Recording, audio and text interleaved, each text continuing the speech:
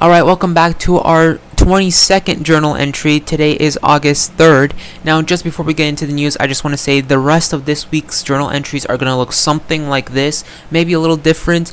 There is a lot of stuff happening in the football world this week, so I do want to speak about that. I'm also going to be talking about COVID-19 later on in the week, as you know, case counts will obviously change as the long weekend has just passed. So I want to update you guys on that as well, but let's get into the news.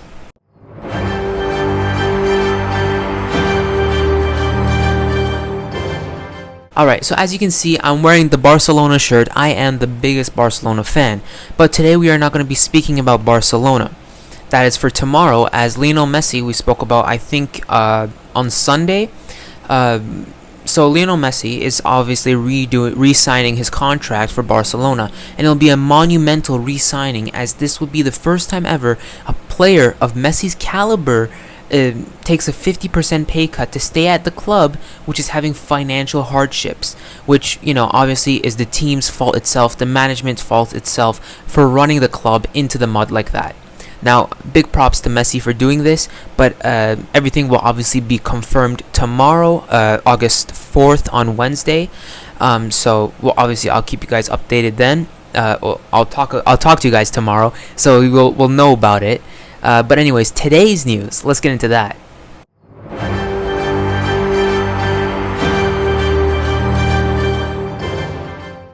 Alright, so for today's news, there's this journalist called Fabrizio Romona. Unfortunately, I do not know how to pronounce his name, so I'll just put it up on screen here.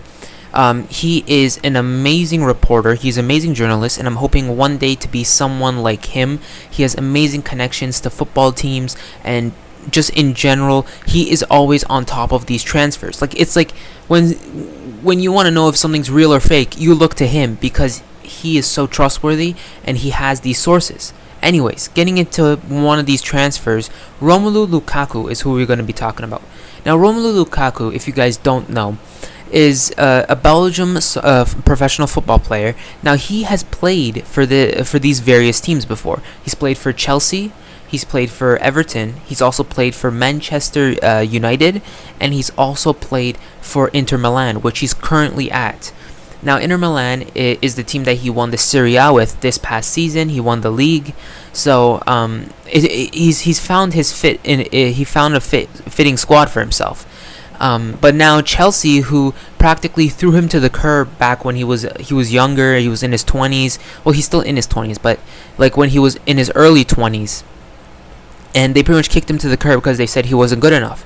Now Chelsea has come back to Inter Milan and offered Inter Milan $120 to $130 million to lock down a bid for Romelu Lukaku. Now, this is insane amount of money. 120 million, 130 million for a player of Romelu Lukaku's ability. He is worth that much, but just to go for that, and also they're looking at giving Romelu Lukaku a $12 million net salary.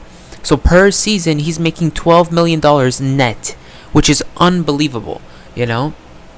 And it's looking like it's going to be a long-term deal. So long-term deals usually span between 4, maybe 5, 6 years, around that margin. And as Romelu Lukaku is around his late 20s, it could be somewhere around a 4, maybe 5-year contract. So that is pretty much insane in my opinion. But yeah, like, I just found it fascinating that a club just a few years ago, 5 to 6 years ago, kicked this guy to the curb, saying that he's not good enough. But now they've come back,